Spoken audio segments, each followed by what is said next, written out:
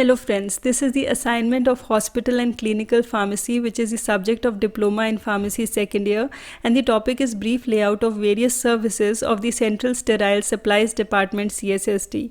In the index, it includes 8 headings, that is the introduction, which will include the definition of CSSD, layout requirement, layout designing principle, environment requirement, workflow, staffing of CSSD, advantages of CSSD, and conclusion. To start with, you can start the assignment with the introduction. It includes 3 paragraphs, which includes the brief introduction about CSSD, its definition, and what are its main functions. Then coming on to the next topic, that is the layout requirement. In the layout requirement, you can make this diagram and can say that it is divided into 3 sections, that is soil zone, clean zone, and sterile zone, which is separated by the barrier, which is written over here. Then coming on to the next one, that is the layout designing principle, which includes minimum of 6 basic divisions, that is cleaning area, drying area, packing area, sterilization area, storage, and issue counter.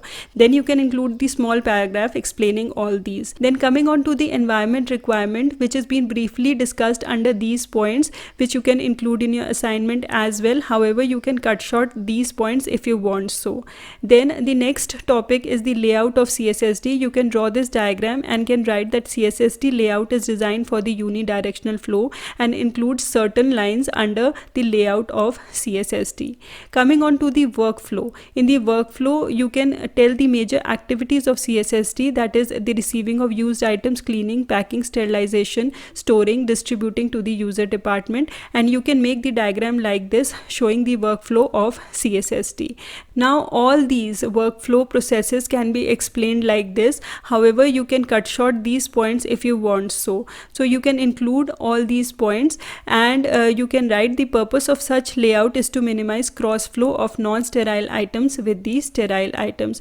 This is the flow chart or the flow processes of the CSSD.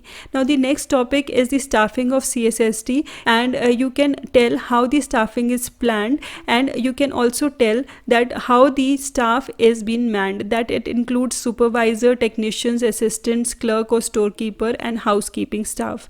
Then the next topic is the advantages of CSSD. You can tell that how the CSSD is advantageous, that how it is economical, and how the quality control can be improved by using the CSSD. Then you can make this diagram of the advantages of CSSD, and the last is the conclusion, where you can tell that CSSD plays a key role in providing the items required to deliver quality patient care.